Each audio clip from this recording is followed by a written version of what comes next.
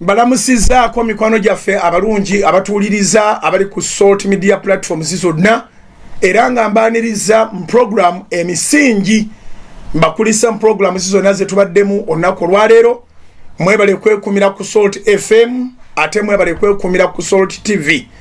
Abali ku Salt TV mwena tubaaniriza mukulike mu program zonna ze mbaddemu. Abali ku Salt Media app tubaaniriza mu program emisingi. Abali ku YouTube ya Salt, abali ku Facebook ya Salt, erinnya lya Mukama lyebazibwe. Twakikanyizaako olunaku olwajjo nti teri kikulu nga kugamba nti Mukama yebazibwe. Oyo akulembera amagenda gaffe ate n'amadda atuwaniridde y'ensolo y'obulamu era Mukama baba akuyame ng'olina amagezi era y'ensolo y'amagezi. Mukama baba akuyame ng'olina kyeweekolera era y'ensibuko y'okuba ng'olina ky'okola ng'osobola okubaako ky'okwasa ne mu ekyo ky'okola. Mwebale nnyo, mwebalire ddala okwagala Salt, mwebale obudde bwe mutuwa, ababeera ku data, ababeera ku internet, ababeera ku sola, bali ku manda, basasula yaka. Tetukitwala nga kyakusaaga. Mukama abatuweera omukisa. Programu emisingi eva mu Zabbuli ya 11 olunyiriri olwokusatu. Bayibuli egamba nti obanga emisingi girizikirizibwa kiki omutuukirivu kyayinza okukola. Psalms 11 verse 3, it says that if the foundations that are destroyed, what can the righteous do? Abatuukirivu tebazinga buzinzi mikono era bwe bazinga emikono ensi ezikirira. So tuvaayo mu programu y'emisingi ne twogera ku bintu bingi. Twebaza Mukama nti namwe mussaayo omwoyo. Mukulikeeyo abavudde ku Canaan Land, nsaba ali ku Salt TV atasooke naye abatuteereko tumaintaininze distance, tumaintaininze obutegeevu obugunjufu mu kusaba, kubanga Bayibuli etugamba nti mu kutya Mukama amagezi megasookera. Ffe abalina akakisa okubanga tulabibwa ku TV twagala okulaganga abali bakoze decision nti mu butale abantu beefuga okusinga aba church, mu taxi abantu beefuga okusinga aba church, mu bus, mu kikuubo, mu arcade, mu malls nti abantu beefuga okusinga aba church. Not at all. Ab'omu masinzizo ye wasibuka discipline esaasaanira ewalala wonna. So mwebala okwambala masiki zammwe, mwebala okugondera amateeka agali ku chaachi olw'embeera gye tuyitamu, mwebale okukuŋŋaana okwewaayo okusaba okwo, okusaba omuntu akulabanga okwo okusaaga, naye okusaba kuyamba obulamu bw'abantu bangi, ate okusaba kwe kuyamba eggwanga. Eggwanga eririmu okusaba tolisuubiranga okutomerwa ebibambulira wangi. Eggwanga erikkiriziddwa okusaba tolisuubiranga okutomerwa ebibambulira. Olwekyo mbebaza nga bw'okiraba ku TV kibadde kiyitirivu olwaleero Lwakubiri. Today is a Tuesday, ate nga tubala ennaku zaffe 30 ez'okusaba n'okusiiba ziggwayo Lwakuna. Nolwekyo tukkiriza nti bangi abeeyunidde mu kusiiba n'okwegayirira Katonda kye tulina kitunywereze. Namba y'abalwadde ba COVID ebulire ddala. Abafa baggwerewo ddala tewakyali kyakufa, kubanga era okufa results za kufuna ndwadde. So abakeberwa babeere balamu. Nolwekyo ebitanda mu ggwanga lyonna bibeere nga tebiriiko balwadde ba COVID. Ate Katonda ayongera okututeerawo omukono gwe endwadde agiggalira ebyaddala. Ayongera okututeerawo omukono gwe endwadde agiggalire ebyaddala, wasobole okubawo kye twekolera. So mwebala abanywezeza essaala wiiki eno, wiiki si nnyangu, abasiibye ennaku 30 zino kati buli lunaku lwe tusiiba maama olinganga oba olunaku olumu oluzitowa ennaku endala mmeka. So abaakatwegattako kyemmanyi enjala ebaluma n'ennyonta, abakiruddemu tekimanyirwa eno wiiki tujuliramu omusera naye nga nkutegeeza nti bw'owulira nga olunaku lukaluba bwe lutyo manya ekinene kivaawo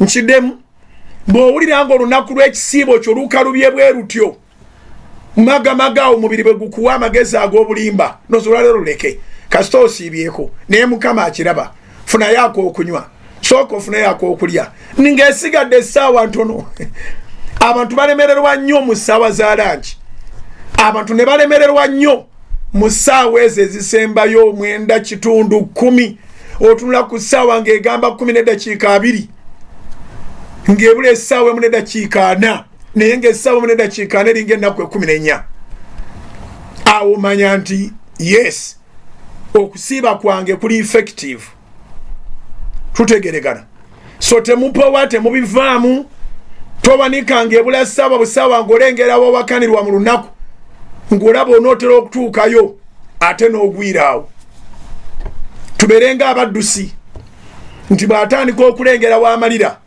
abanga atannaba kuddukako awo tibagayalirirawo era awo bw'ogayaala osobola okuba ng'ofudde eri nga gwe nnamba emu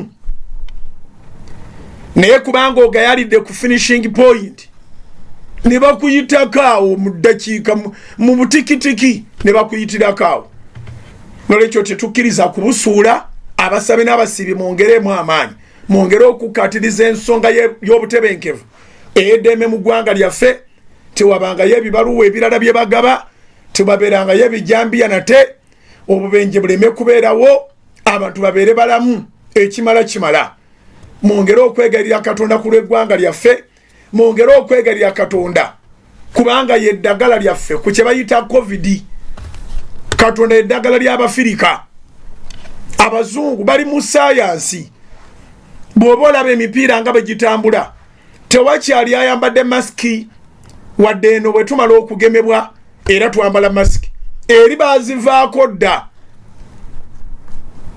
sayansi abeeyimirira ffe katonda yatweyimirira wangi sayansi abazungu abeeyimirira ffe katonda yatweyimirira ekyewunyisa nti tewaliwo ddagala lye twakola naye ate abangereza bagamba nti bwe baba bakugemera mu South America nga bakugemera mu Africa balina amawanga ge bataddewo bw'otuuka ewaabwe bakubalanga atagemebwanga tobaleetera ndwaddeyo ate nga be batuwa eddagala kati engeri gye bagamba nti tulinganga abatagemebwanga abava mu Africa abava mu South America abava amanya luddawa ng'ate si ffe twekolera eddagala kitegeeza kyobaawo bakola eddagala lya mirundi emeka kubanga nabo beegemesa lyerimu naye eri abo bagamba tuufu era bo bali mu ddembe lyabwe bw'ova mu mawanga ge bataddeko ekigambo ekyo olina ogenda mu karantini ya nnaku 10 tobanyumiza nti wagemebwa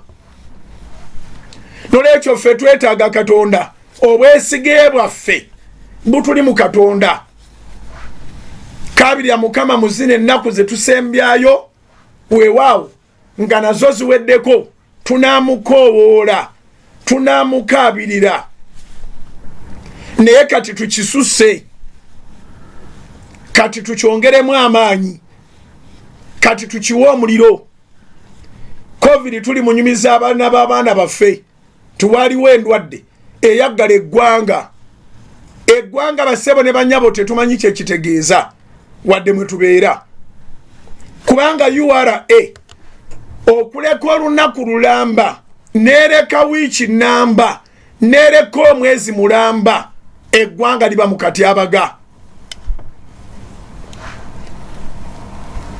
singa mbadde no wa URA mu studio ye yanditubulidde olunaku lumu URA kuŋŋaanya omusolo gwa sente meka per day then per week then per month bye tuba tusaba byonna batukolere ku kino dwaliro libeeremu eddagala luguudo lwaffe lwayononeka biki ziba sente za misolo so kye twagwako okuba nti ekonomi ewummula bweti tuteekwa okukinyumiza abaana b'abaana baffe katonda nga atukuumye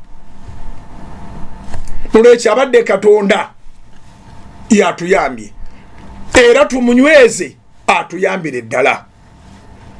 So enkya lunaku lwa kusatu zijja kubeera ennaku z'omwezi 29 lwe lugenda okubanga luddiridde olusembayo. Ku Lwokuna z'ennaku 30 eza Sebutemba zetwewaayo okusaba n'okusiiba nga n'ebyetwasabira nga tusiiba obujulizi bukwatikako. Covid abakwatibwa bakenderera ddala, abafa okusinziira ku lipooti ya President bava mu 54 ne basigala 6 olunaku. Kali kyemmanya ate bwe tutuuse wano tebakyawera 6 abafa, n'abakwatibwa mu ggwanga lyonna namba eteekwa okuba nga ekendedde. Ku lwaki? Kubanga oyimiridde mu kukkiriza Katonda, oyimiridde mu kusabira eggwanga. Nolwekyo tweyongera okusabira eggwanga, tetupowa, tetugayaala, tetugwa mu maanyi, tusabe. Olwokuna lugenda kubeera massive, nziramu okululanga. Olwokuna lugenda kubeera massive. Bw'obanga obusobozi obulina tusibe ffenna ku Kanani, jangu ku Kanani, ekisibo kyaffe kitukalangiraawo. Ne bw'oba tolina busobozi bujja, sigala ku Soloti TV okusinga. Soloti FM ejja kutwegattako mu ssaawa za lankyawa etulekeko bwe tunaba tukyasobola ogenda mu maaso, kubanga tutegese olunaku Lwokuna nga lugenda kubanga Sunday service. Yes, tutegese olunaku Lwokuna nga lugenda kubeera nga Sunday service. Mbakulisizaayo abavudde ku Kanani olunaku olwaleero mu nnaku enjerere tukkiriza ebidduka okuyingira mu ttaka lya Kanani ne tupaakinga eri wansi. Lanchabo zonna Monday, Tuesday, Wednesday, Thursday, Friday tukkiriza ebidduka ku Kanani ne bipaakinga eri wansi ne tusobola okubanga eno waggulu distance ye yalagirwa. Ne tusobola okubanga eno waggulu distance ye yalagirwa. Nsaba wa Soloti TV atereko distance eyo. Mbanjisaba bulijjo kubanga njagala okwongera okwashwalinga nti we care about your life and also our lives. Nja kusomesa ku kigambo ekyo ekya care, okufaayo mu bugazi bwakyo. Omuntu yenna ali sensible must care. Era weewalanga nnyo omuntu agamba you don't care. Wanji, weewalanga nnyo omuntu agamba I don't care. Atafaayo aba mubi. So tufaayo nga social distance ebo ogiraba bweto bwebeera ku Kanani mu lunch hours, bweto bwebeera ku Kanani mu Sunday services. Tufaayo naye mu nnaku enjereere tujja ne tusaba essaawa embale nga bw'olabaawo. Tujja ne tusaba essaawa embale ne tuvaawo ku 8 tutandika 5 tumala 8. Okkirizibwa mu nnaku enjereere okujja n'emmotoka yo ne pikipiki oba eggaali n'opaakinga wansi nga abaweereza babakulaze n'oyambuka n'obeera ku katebeko n'osaba Katondawo. Olw'Essande nziramu okukujjukiza nti olwo tetukkiriza kidduka kyonna, kubanga ate abantu ba Katonda baba bakuŋŋaanye ng'ettaka balimalako nga bwe wakiraba ku Sande. Tuba tusigazza watu wano wadde bagenda omupiira gw'eggaali. Mukama yeebazibwe. Twongere okwekaabirira Katonda, twongere okwewaayo, twongere okuwaayo emirimu gyaffe. Nkujjukiza nti era Olwokuna luno tujja kwogera ddi lwe tunaakola Independence Night eyeri scientific nga gye twakola luli. So mu maaso gaffe mu October waliwo Friday 2 ezinaabeerawo before Independence Night. Waliwo before the Independence. Waliwo Olwokutaano nga tumaze ekisiibo, Olwokutaano nga lumu bwe luba nga tunaakola Independence Night tujja kibategeeza mu service efundikira ekisiibo ky'ennaku 3.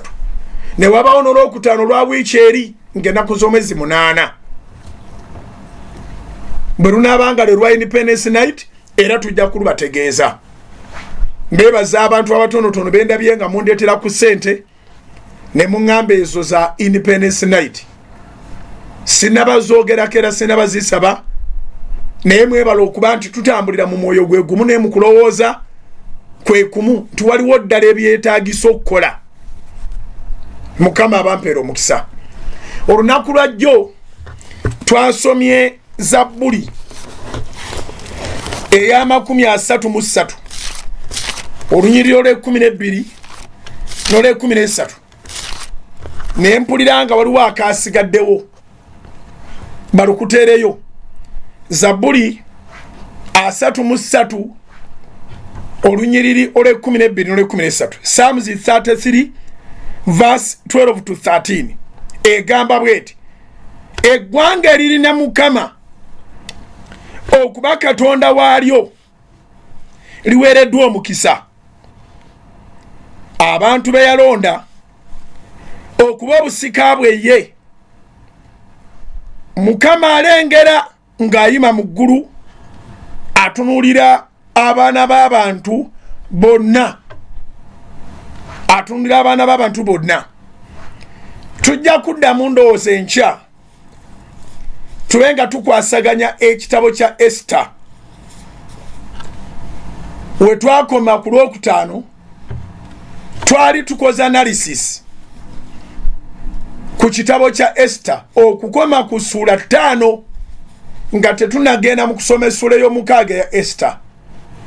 Naye ensonga zino kati zendiko n'ensooka nteeka kiri wabbali. Nkulu nnyo okubanga zikwatagana n'okusaba kwaffe n'okusiiba kuno. Newankubadde nga neza Esther nkulu nga tusitadinga ku mutima. Omuntu omutima gwaba nagwo. Omutima omubi oba omutima omulungi. Era Katonda mujjanjabi wa mutima, akebera mutima. Ffe abaana b'abantu gwatulema okumanya. Tutegeregana. So kati mu misingi tukirize tuddemu tulabe ekigambo kino. Zabbuli 33 bagikuddizeeyo olw'e12. Eggwanga eririna Mukama okuba Katonda waalyo liweereddwa omukisa. Abantu be yalonda okuba obusika bwe ye. Mukama alengera ng'ayima mu ggulu atunulira abaana b'abantu bonna. Twagambye nti eggwanga lisobola okubeerawo nga limanyi nti Katonda waali, naye ne litamuwa kifo. Era mu mawanga mangi okumanya nga balaga nti Katonda bamanyi nti waali, engeri gye bamugobamu yeraga nti bamanyi nti waali. Gw'oyinza okugoba ekitaliiwo. Engeri gye bamujeemeramu yeraga nti Katonda waali. Gw'oyinza okujeemera atakuwadde biragiro. So bw'olaba bagamba nti nedda Katonda tasomesebwa mu masomero, kitegeeza bakimanyi nti waali era alina amaanyi aganakyusa ebirowoozo by'abaana okusinga ne bino ebyabwe bye babawa. Tutegeregana.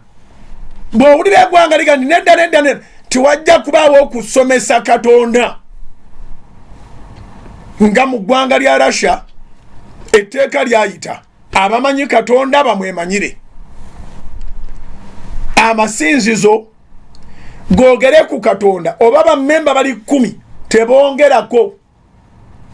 Ebirowoozo byabwe bibagamba Abarasha nti abe 10 abamanyi Katonda babawa eddembe ly'okusinza Katonda waabwe awatali mugabana na muntu yenna. Bwe balifa Katonda aliba afudde. Ensi gye tulimu tekyali nnyangu. Weebaze Mukama olw'eggwanga Uganda erimu n'ababuulizi ku street, erimu n'ababuulizi ku radios, eririmu n'ababuulizi ku TV, eririmu ababuulizi ku onlines. Nze njiri wonna weeyita ssanyu lyange kubanga tewali aliraba bwakabaka bwa mu ggulu.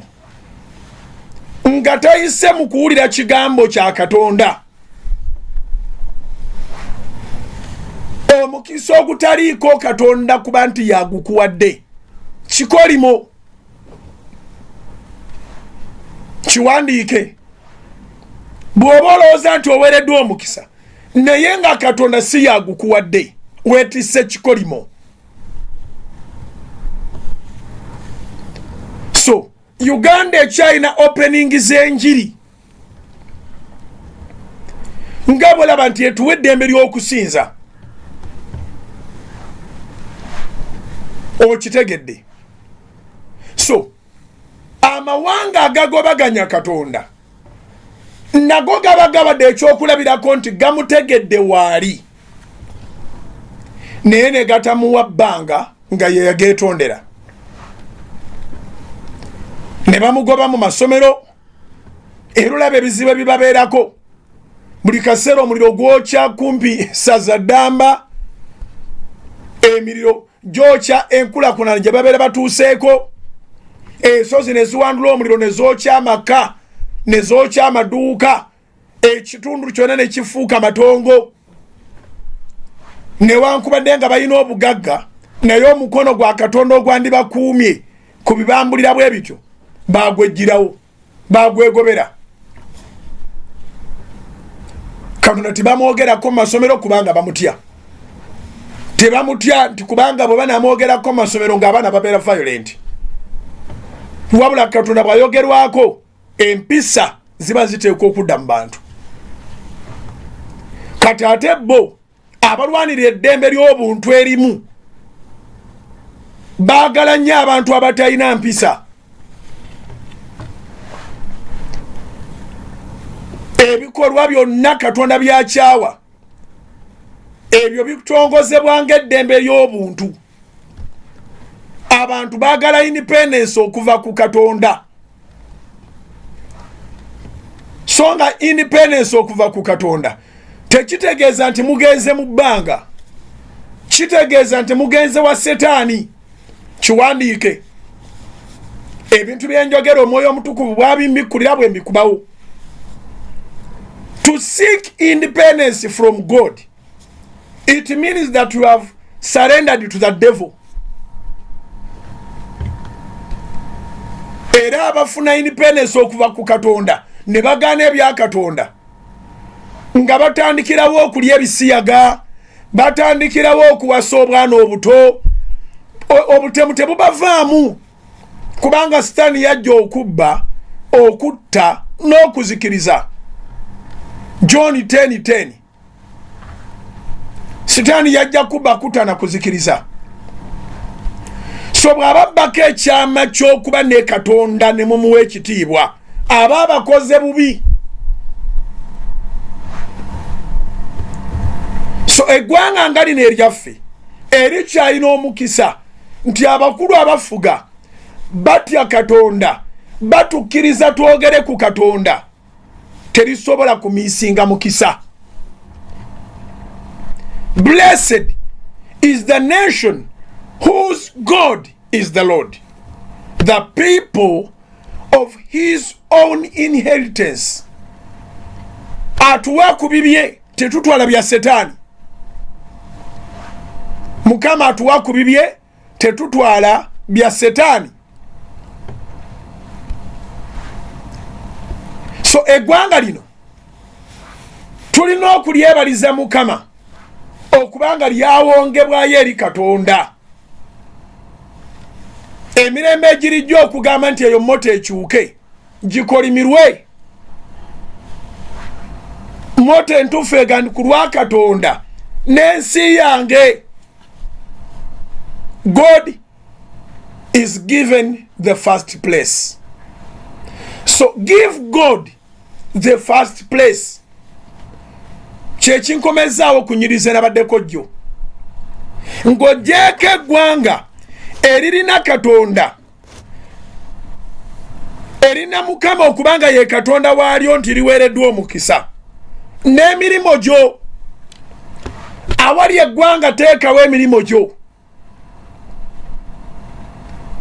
emirimu egirina Mukama okuba katonda waajo giweereddwa omukisa. Obulamu obulina mukama okuba katonda waabwo buweereddwa omukisa. Amaka galina mukama okuba katonda waago gaweereddwa omukisa. Kariya erina mukama okuba katonda waayo eweereddwa omukisa. Tulabye abantu abakyatandika obutandisa obulamu nga baddukidde mu bulogo, mukuba mataffaali ne mukola saddaaka ya setaani. Mukuba mataffaali ne mukola saddaaka ya setaani, muzimba tanuuru ne mukola saddaaka ya setaani. Olivaayo ddi gy'oli ozimba tanuuru n'okola saddaaka ya setaani? Ozimba mizigo n'okola saddaaka ya setaani? That does not authorize that people who are developed that should give sacrifice to the devil. Bwe ngamba nti ozimba mizigo tekitegeeza nti azimba akedi abasaddaakira setaani. Naye kubanga abantu bano boolaba waggulu bava wansi, kirungi okuva wansi nga katonda ye mukama. It is good from the grassroots when God is the Lord. As you continue to prosper, you prosper with God as your Lord. As you continue to be very prosperous, you become very prosperous with God as your Lord. That is how the nation can have peace, by the way. Kibi nnyo okuva wansi nga saddaaka oziwa setaani n'omala n'otuuka waggulu. Omuntu amanyi nga mukama ye mukama w'obulamu bwe, katonda nga ye mukama w'obulamu bwe, atya katonda n'atya n'abantu. A person who knows it so well that God is the Lord of his life, he fears God and he honors men. Ebintu byolaba ebyo ebyokubanga abantu basaddaaka bannaabwe kiva ku butatya katonda. Atatya katonda talina muntu gwassaamu kitiibwa. Kubanga bw'ontya n'emirimu gyange ogiwa ekitiibwa. Are we together? Bw'oba ontya n'emirimu gyange ogiwa ekitiibwa. Abaana bakaba baba batya taata teboonoona bintu bye. Waali ne waatali ebintu bye bibeera safe. Ekyo kya taata, ekyo kitooke kya taata, eyo ntebe ya taata, ebya taata bibeera protected kubanga otya taata. Ebya taata biba bisibwamu ekitiibwa kubanga otya taata. Are we together? N'olwekyo mukama bw'obanga omuwadde ekifo nga ye mukama w'obulamu bwo, ogenda kubeera mwetowaze. Abantu bonna boolaba ab'amalala ekibatawaanya butatya katonda. Omuntu eyeetowaza mu maaso ga katonda abeera down to earth ne mu bulamu bwa bulijjo. A person who fears God knows it very well that he is just passing through the world, but the home is in heaven.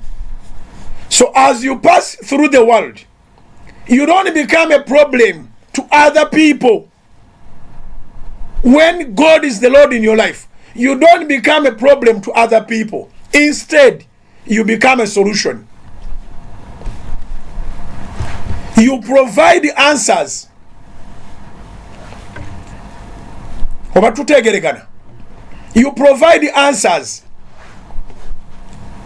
So, eggwanga erina mukama lye linkomezaawo njogera olwaleero. nti emirimo gyo giwe Mukama, omusaayi gwo gwe Mukama, amagumba go gawe Mukama, omubiri gwo gwe Mukama,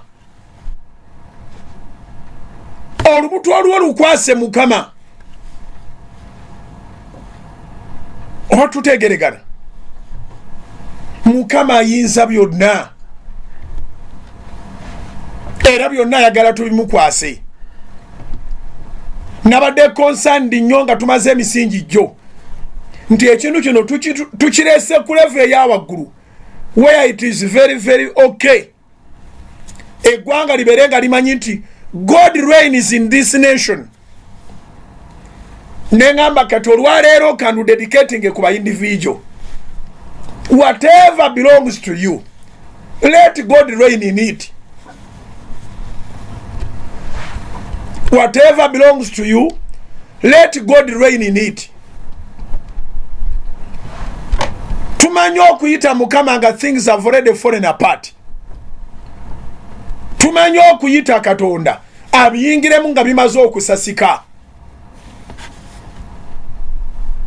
Songa ye yandibadde abifuga on a daily basis. Day to day life. Let God reign.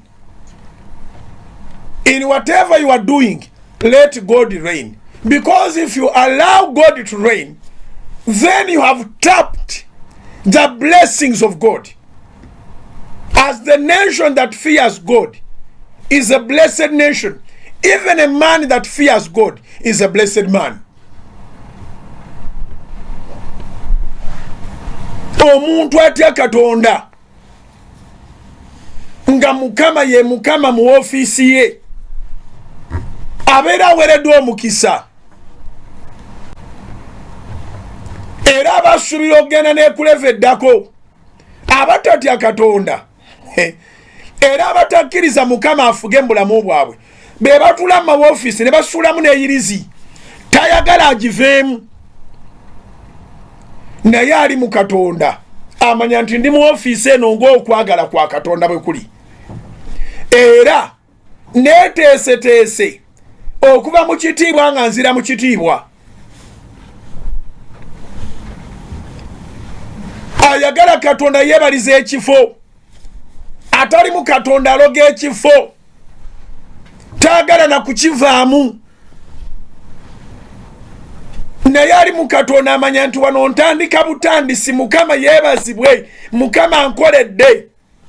Tologera ku mudaala kubanga weetaaga edduuka, tologera ku dduuka kubanga teweetaaga okusuubuza, tologera mu kusuubuza kubanga teweetaaga okubeera impoota. Are we together? Emirimu gyo Mukama bw'abanga yafuga obeera ne peace of mind, obeera with a lot of peace in your heart. Blessed is a man whose God is the Lord, a person of his own choice, a person of his own inheritance. Ekinkomezaawo n'olunyiriri olwaleero njagala tuluwe eggwanga ate njagala tulugjeyo ku ggwanga lubeere lulwo. Do you know that in history and on record in the Bible, a man became a nation? One man became a nation. So when the Bible says that blessed is the nation whose God is the Lord, it is talking even to a man who became a nation. Jacob became Israel. Yakobo yafuuka eggwanga lye bayita Isirayiri. Tebyali byangu nti byakuseeyeeya. Naye kubanga yaliko omukisa gwa Katonda yakulaakulana paka nga afuuse eggwanga. Ebika bya Isirayiri 12 bisibuka mu musajja omu gwe bayita Yakobo. Abaana be Mukama yabafuula eggwanga weeriri ate ly'amaanyi ate ly'abagezi katonda wali ogwe tusinza. Meaning that if you pick out this verse to your own, to own it, this verse can work for you as it works for the nation. Blessed is the nation whose God is the Lord. Blessed is the woman whose God is the Lord. Actually, when the Bible talks about man, it talks about human beings. So if I say, blessed is a man whose God is the Lord, it doesn't mean that women are left out. Man in the Bible context, it has nothing to do with female or males. It combines both. So omuntu oyo alina katonda okubanga ye mukama we talogeka. Abalogota bagana kujja naye tibalina kyebaganyirwamu. Being a blessed person, it doesn't mean that you are not challenged. It means that you overcome every challenge. Chiwandike. Being a blessed person, it doesn't mean that you are not challenged. It simply means that you overcome every challenge that comes to you. Awereddwa omukisa tekitegeeza nti tasoomozebwa. Yakobo tuyaweebwa mukisa gutali mu kusoomozebwa. Njogere kwani ku mukama wange Yesu era mukama waffe yasoomozebwa nnyo naye ng'alina omukisa gwa Katonda. Katonda bw'agamba nti oyo ye mwana wange gwe njagala ennyo, ekyo kiba kitegeeza nti oludda lwa Setaani nalwo lujaga nti oyo ye muntu gwe tusinga okukyawa, naye akukyawa nga si ye w'amaanyi, tatiisa. Wangi akukyawa nga si ye w'amaanyi, tatiisa. Kandi era ekyokulabirako nga kyangu. Tanzania bwetukyawa, America neetwagala nnyo, tetukankana namu. Nkiddemu. Tanzania bwereeta negani tukyaye Uganda, titwagalira ddala Uganda. America neegamba nti njagala Uganda era n'akwata ku Uganda. Anandaba akanfaamu. Uganda eriisa buti. Kwadde ekyakulabirako tusobole okuba nga tuli ku page yemu. So abali e Tanzania temuli abusungu ndeese ekyakulabirako. Amawanga gonna agatwetolodde ekyokulabirako ekyo kigazingira wamu. Okutukyaba tikina kye kitukola just in case nga America ebadde ganti etwagala, kubanga ye super power. Naye bano ababa batukyawa era tebabulayo omuntu bwe batukolaakola, naye obwo bwe batukola tibuba bwa nsonga, tubuyitako. So kati Katonda si super power. Katonda above all the powers. So when you are loved by God, if you have a relationship with God, it doesn't matter how much the devil hates you. Chiwandike, if you are in love with God, if you have a relationship with God, if God reigns in your business, in your relationship, in your marriage, in your career, in your everything, the hate of the devil ceases to matter. Okitegedde. So njagala olunyiri nonduddemu olwaleero tugambe nti eggwanga eriweereddwa omukisa, eggwanga erina mukama okuba Katonda bali oliweereddwa omukisa, naye tugambe nti naawe alina mukama okubanga ye Katonda wo, nga Katonda wo yafuga. Oli wa mukisa, oli wa mukisa. Era nsaba olwaleero Katonda afuka amafuta ku programu y'emisingi eno, wabeerawo omusajja oba omukazi asalawo nti gwe ne bw'oba minisita, ne bw'oba genero, ne bw'oba CEO, ne bw'oba ani, toyagala maanyi malala. God reigns. Oli wa mukisa. Oli wa mukisa. Oli wa mukisa nnyo ng'obaddeyo ebibyo byonna Mukama yabafuga. Era nsaba kiremenga kukwasa nsonyi okyogerenga nti oli bakubuuza ni how are you ng'omugamba God reigns. Tulina okugyawo obuntu obwo obwa nassale. Omuntu omukulu bamubuuza we n'agamba fine. N'omwana omuto ne bamubuuza how are you atamanyi na bizibu bya nsi eno naye n'agamba fine. Kati gwakuze bwe bakugamba ni how are you gamba God reigns. Gamba I'm in the grace of God. Kesubire nti eri akayizaako mwegambe mu nyumba tulabo banga mukitegedde. How are you? God reigns. How are you? I'm okay by God's grace. Setani ali mwoyo akubuuza bw'abanga akubuuza abadde mulogo Setani woba bye ekintu mu mutwe kubanga bangi abakubuuza how are you kubanga basuze bakuloga. Bangi abakubuuza how are you kubanga babadde bakulimirira ku mulimo. Bangi abakubuuza how are you kubanga bakusombedde emitawaana balowooza nti olabika oli bubi. Bagambe God reigns.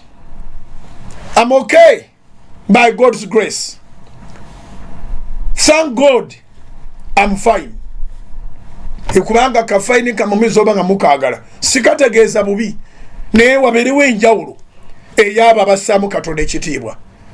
Mukama bampero omukisa tugende mu break katono nnyo tugende mu eyo reminder ya tithe n'amakulu gaayo ate nawe weekubiriza okole ekisaanidde. Kankomewo nkumaze ofuna information ye tovaawo.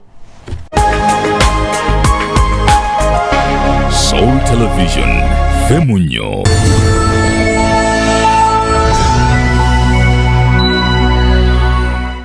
Erinnya lya Mukama Yesu Kristo lyebazibwe. Yebazibwe Katonda tukolera byonna. Bwe tutandika okwogera Katonda byatukolera tusiibawo ne tusulawo ate ensi netuuka okugwawo nga tukyabyogera. N'ekyo tumuwe ekitiibwa tumuyimusa era tumugulumiza. Mukama yebale kubakuuma ate yebale kutukuuma. Yebale atuyisiza mu buwonvu n'obugga. Yebale atuyisiza mu bisenyi mu nsenyi aseetezezza ensozi mu maaso gaffe n'okusingira ddala yebale okutukuuma nga tuli balamu. Yebazibwa atuwadde ekirabo eky'obulamu ekitaliiko dduuka yonna gy'ogamba nti eno gye batunda obulamu. In other words, bangi abalesse ennyingi abandi badde basobola okugenda ne beegulira obulamu naye Mukama atuwadde obulamu tumwebaza.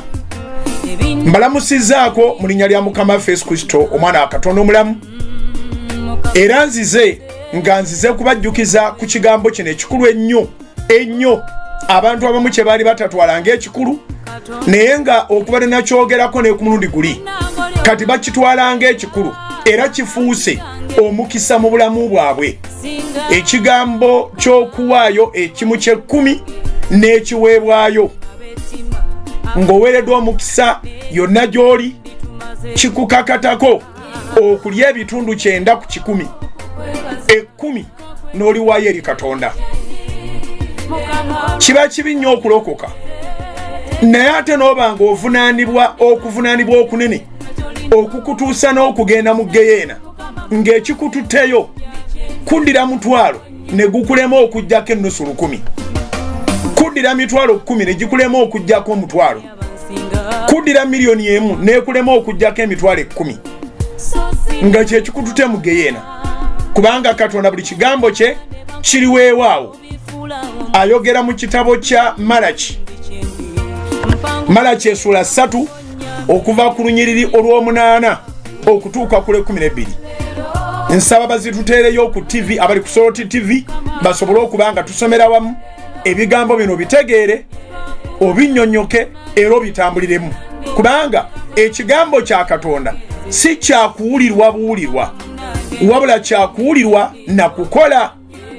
Yes, kale batuteereyo Malaki 3 okuva ku lw'omunaana okutuuka ku 12. Bayibuli egamba bweti omuntu alinyaga Katonda naye mmwe munyaga nze naye mwogera nti tukunyaga tutya munyagako ebitundu eby'ekkumi n'ebiweebwayo mukolimiddwa ekikolimo ekyo kubanga munyaga nze eggwanga lino lyonna muleete ekitundu eky'ekkumi ekiramba mu ggwanika ennyumba yange eberemu emmere era munkemme nakyo bw'ayogera Mukama w'eggye obanga siri baggulirawo ebituli eby'omu ggulu ne mbafukira omukisa ne wataba na bbanga we gulijja era ndinenya omuli ku lwammwe so talizikiriza bibala bya ttaka lyammwe so n'omuzabibu gwammwe teguli kunkumula bibala byagwo mu nnimiro entuuko nga tezinnatuuka bw'ayogera Mukama w'eggye era amawanga gonna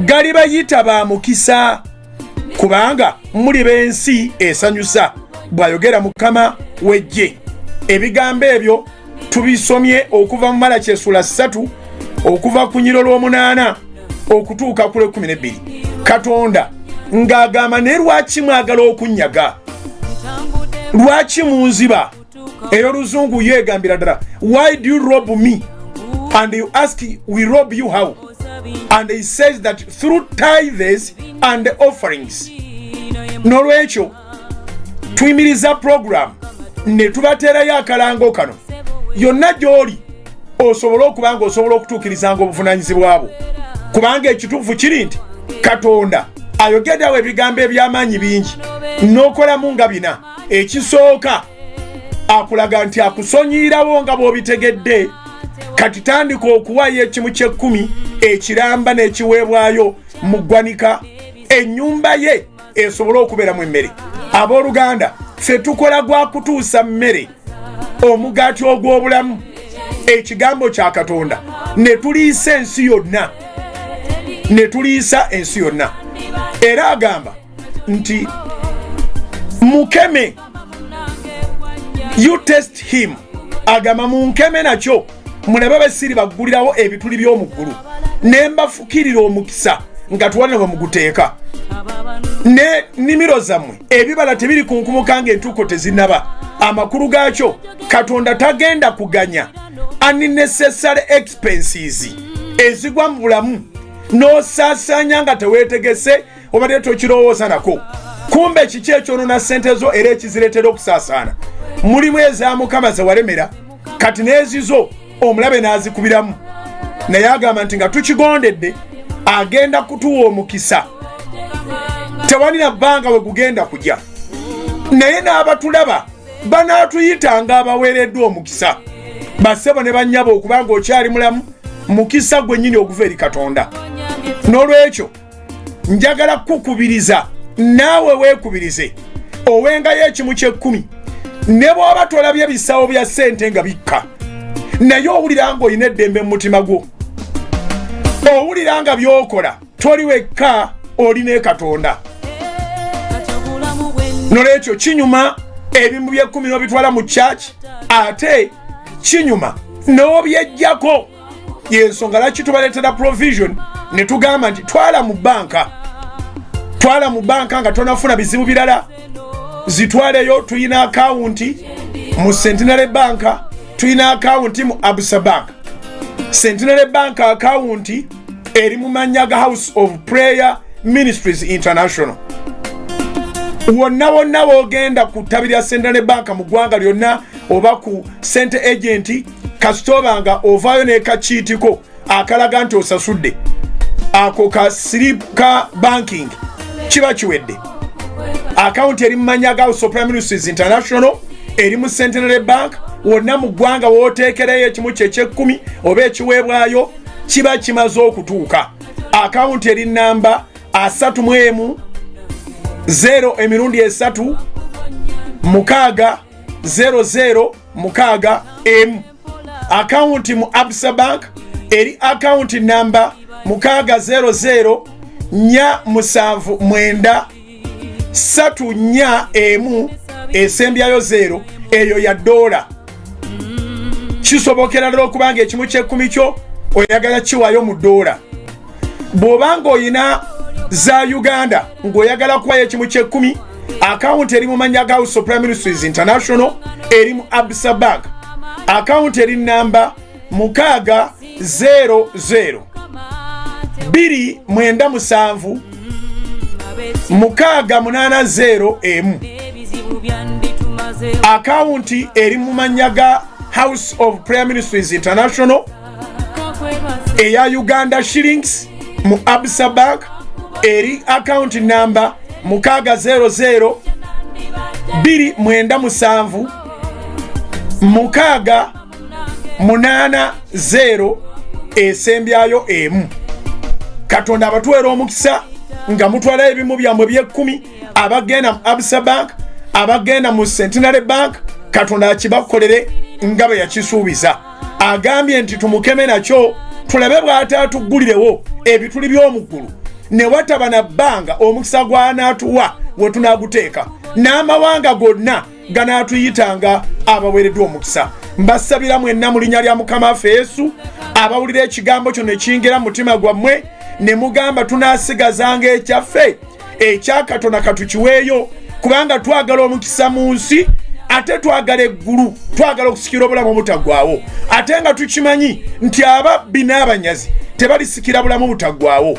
Katonda ng'atulabudde tudduka omusango gw'obubbi n'obunyazi mu linnya lya Mukama waffe Yesu, nga tutandika okukola ekyensonga ekisaanidde mu linnya lya Mukama waffe Yesu. Kitanga abantu bombasabidde omukisa, naffe nga sente bazitaddeyo. Taata, ennyumba yo ddala ebeeremu emmere, abantu bafune ekigambo, abantu bafune essaala, abantu baddemu amaanyi, abantu bawangule, emikono gyaffe nga giri waggulu, nga banoonya kye banoonya erudda eyo, bawangule Mukama, baddenga n'obuwanguzi, naffe tubongerenga essaala mu linnya lya Mukama waffe Yesu. Mukama atambule naawe, genda owangule, osigaze ebibyo ebya Mukama obimuwe, oleme kuyitibwanga munyazi mu bwakabaka bwa Katonda. Mukama abawe omukisa, alonzi yase bugingo gegange, sigala ku Salt.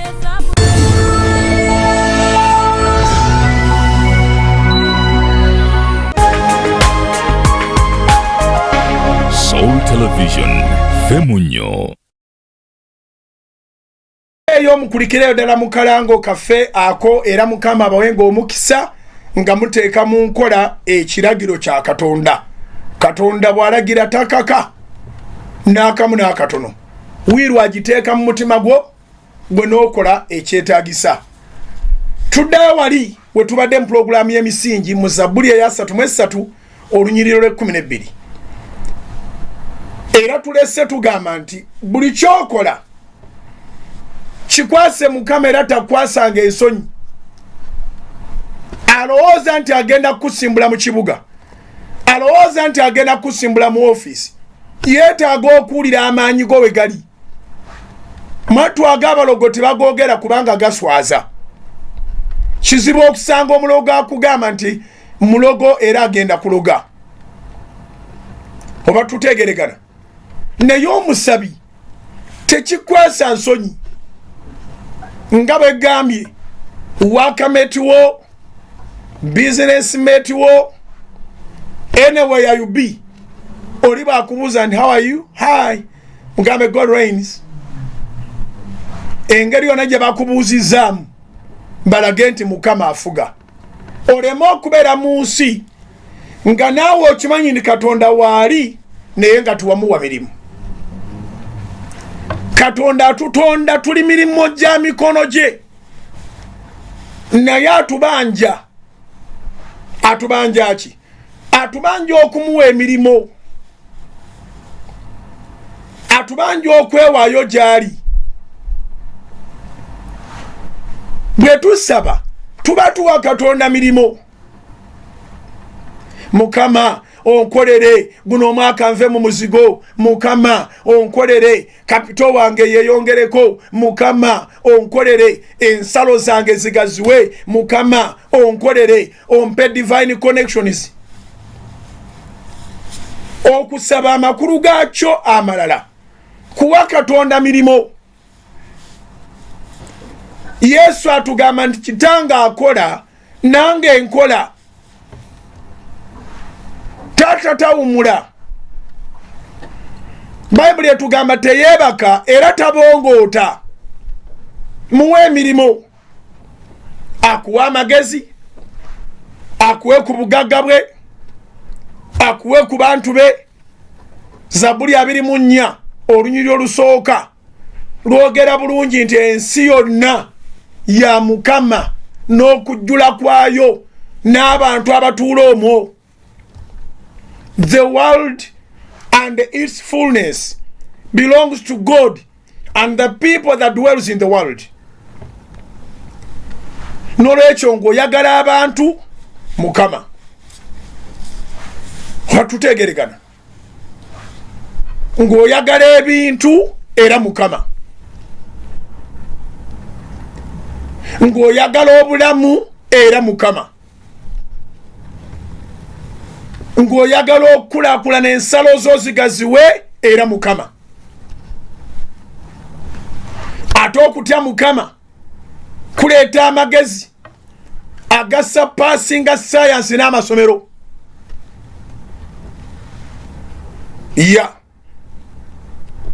Tulina ebyokulabirako bingi kubanga Yesu yali rooted mu Mukama. Engeri gye yawonyangamu abantu yeewuunyisa, era n'engeri gye yatuwa okuwonya abantu etiisa. Fe yatugamba bw'ati nti munassangako abalwadde emikono nabo banaawonanga, munaagobanga emizimu mu linnya lyange. He deposited his power in us. Bw'otya Katonda, bw'omuwa n'aba nga yafuga mu bulamu bwo, ateeka amaanyi ge mu ggwe. Noonya ekigambo depositing the power. Akupakira amaanyi ge. Bw'otya Katonda akupakira amaanyi ge. Era nga bw'osobola okuganja mu maaso ga boosi, n'akwawuliza ku buyinza bwe. Ne Katonda bw'oganja mu maaso ge, bw'omwagala, akwawuliza ku maanyi ge ne ku buyinza bwe. Kyava tugamba mu ngero 8 olw'ekkumi ne 18, Proverbs chapter 8 verse 18 to 19, 17, 18, 19. Engero 8 olw'ekkumi n'omunaana. Tinjagala abo abanjagala. Prove yourself to love God. Weekakase nti oyagala Katonda. Engero 8:17 n'ekkumi. Weekakase nti oyagala Katonda akulage omukwano gwe. Agamba nti ayinawo waali gw'amwagala byakutegekedde nga bwe bugagga n'ekitiibwa ebyenkalakkalira. Permanent wealth and honor. Setaani agaba obugagga n'ebitiibwa ebiri temporary. Kiwandiike. Setaani agaba obugagga n'ebitiibwa ebiri temporary. Bw'obeera ku maka ng'oganywereza ku bulogo gajja kufa, oba oyagala oba oyagala. Oba oyagala oba toyagala. Omulimu ogwonywereza ku bulogo gujja kufa. Amaka aganyweredde ku bulogo gajja kufa. Obuganzi bwe bugenda kubeera bwa kaseera. Eringa enkulaakulana egenda kubeera ya kaseera. Naye bw'oba oyagala ebiri permanent, weesige Katonda, beera mukwano gwe. Engero 8:17-18. Njagala abo abanjagala n'abo abanyiikira okunnoonya balindaba. Obugagga n'ekitiibwa ebyenkalakkalira biri nange. Obugagga obwenkalakkalira. Nga bwegambye ni Katonda bw'abanga yakupangira nga yakutemera ekkubo, gwe mu buli ngeri yonna todda mu byakuloga. Era oba tuweeraliikirira. Tosobola kwenywereza mu kifo ate nga you are aiming higher. Okola ebyo ebisaanidde ne bikutwala ku ddaala eriddako. Ebintu bya Setaani biba ne uncertainty. Tebinywera. Ebya Katonda biba certain. Ogenda maaso so todda mabega. ayogera mu Zabbuli 9 olw'e14 ne16 Zabbuli 9 okuva ku lw'e14 okutuuka ku lw'e16 agani kubanga ntaddeko okwagala kwe kyendiva muwonya ndi mugulumiza waggulu ndi mukusa obulamu ndi muwangaaza nnyo ndi mulaga obulokozi bwange alinkaabira nange ndi muyitaba oba okitegedde. So blessed is the nation whose God is the Lord. Bw'olabanga ekintu ekisobola okuwa eggwanga omukisa ekyo naawe nga Ssekinoomu kyenyigiremu. Bwe baga nti ekyo kiwa eggwanga omukisa bw'oba olina bw'osobola okikwatako naawe kikwateko. Kankuwayo ekyokulabirako. Bw'olabanga Golodi agaggawaza eggwanga bw'oba olina obusobozi naawe funayo akabiriiti ka Golodi tolibeera mwavu. Ngambye eki bw'olabanga Golodi agaggawaza eggwanga naawe twala omukisa funayo akabiriiti ka Golodi tolibeera mwavu. Kati bw'olabanga Mukama awa eggwanga ddamba omukisa kubanga likkiriza nti yafuga muyite Mukama afuge mu bulamu bwo naawe otoola omukisa nga Ssekinoomu. Alozias Bugingo ge gange programu y'emisingi ekome ono lunaku lwaleero kamulekera amawulire ga Salt TV ne programu lindirira okuva ku Salt FM. Tovaawo Mukama akunjagalire. Soul Television Femunyo.